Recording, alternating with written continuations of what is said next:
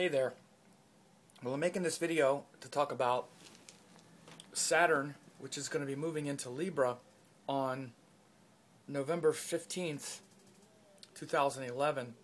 Big changes that'll be happening because, when Saturn went through Leo, Saturn and Ketu actually went through Leo around the end of 2006 to end of 2009.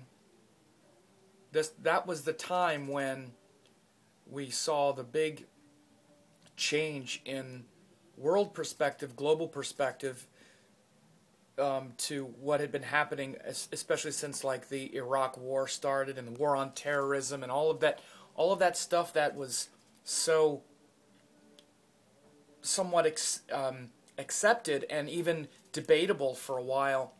As soon as Saturn and Ketu went into Leo, and it was November 2006, immediately after that was when, for instance, George Bush's popularity plummeted. The Republicans lost the House and the Senate, or one or the other, or both, I don't actually remember. Tony Blair resigned in disgrace.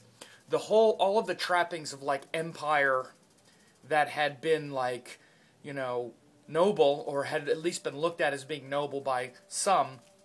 There was also a big turnover in Australia. All of that just quickly shut down. This is when Saturn Ketu went through Leo. Then, by the end of that transit, was when we had the big financial collapse, which of course was huge. That happened in 2008. So, from 2006 to 2009, the end of 2009 is when Saturn went through Leo. Then since the end of 2009, we've had Saturn in Virgo. Since September 2009, it'll be until November 2011. Now Saturn is going to poke its head back in Virgo for a brief time next year, but for the most part it's going into Libra. So Saturn has been in Virgo since then, and we're trying to organize and get our bearings on what the paradigm looks like now that the illusion of power and resources have been shattered. Saturn going through Leo, Saturn Ketu going through Leo shattered the illusion of, the power of the government to defeat terror or whatever the big kind of rah-rah thing was. Also the fictitious wealth bubble. This is also Leo power, whatever power is, and power is wealth. The landed elite power figures, whether they're government or business, especially in this day and age, business is really what runs the government.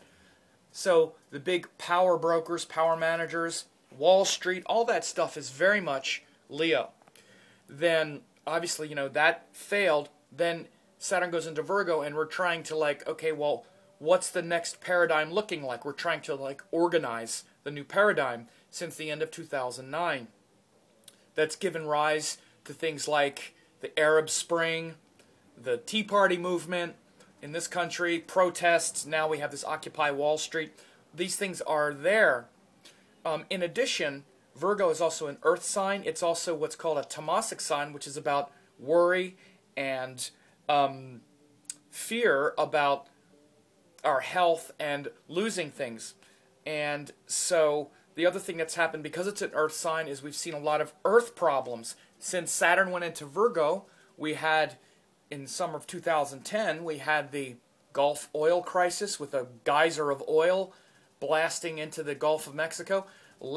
Earlier in 2011, we had the tsunami and the still ongoing nuclear disaster, the worst nuclear disaster ever, showing us the vulnerabilities of our natural resources, of the earth that we live in, and the need to take care of the earth better and to find solutions to our energy needs and to preserve the earth better. We're also much more savvy about big agribusiness and destroying culture and crops and our food source and food supplies. We're getting much more aware and curious about all of these things that you just didn't hear about several years ago. Now people are really hip and aware about things like Monsanto and big agribusiness and the danger of GMOs, genetically modified organisms, and how we just cannot allow this stuff to happen. And so this has been Saturn going through Virgo, trying to organize the new paradigm after it's been shattered, not to mention the financial reorganization that we're trying to work out. Look at all the big debates around the world as far as money, the ongoing financial problems with all this fiat capital, because we don't have money that's based on actual money and resources now. It's based on credit, and it's in the hands of the few who are trying to still keep it all for themselves, and it's not working. So Saturn going through Virgo, which is a stressful and somewhat worried sign, has been about trying to reorganize this paradigm, but it's left us very splintered. That's why we have groups as diverse as Occupy Wall Street and Tea Partiers and Arab Spring and factions within factions all over the place, polarized around fear, because Virgo is a fearful sign and Saturn is a fearful planet. And so the fearful quality of Virgo has been difficult, but the practical, rational willingness to look at things objectively has been good. Now Saturn goes into Libra, where it's exalted, and again I said this happens November 15th. Libra is the sign of talking to each other, finding consensus, coming together around common themes that we all share, rather than being polarized and concentrated and huddled in our little groups fearfully. And that means, not just in this country, but around the world.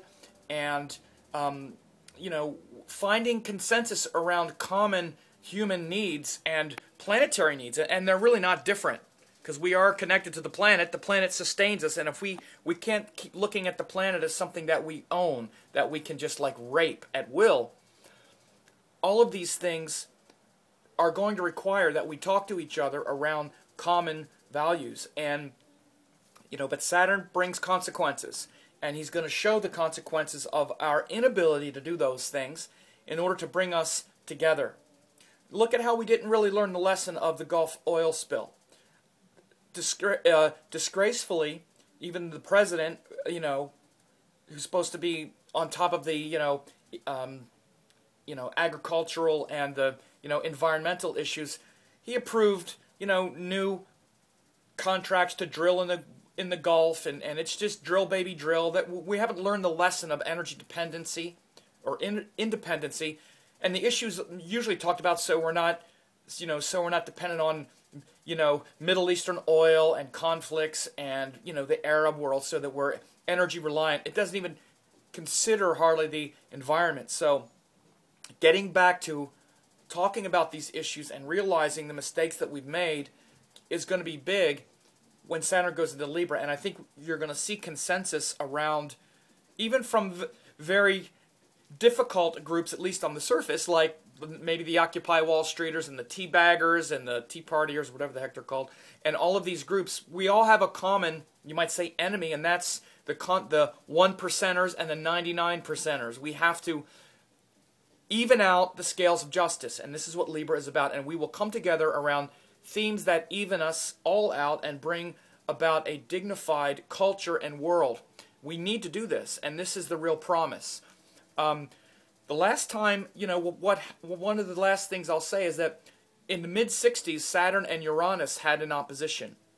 The last Saturn-Uranus opposition happened in January 1967. 6 months later is when we had the Summer of Love, which really brought about the big changes in the 60s and the consciousness movement.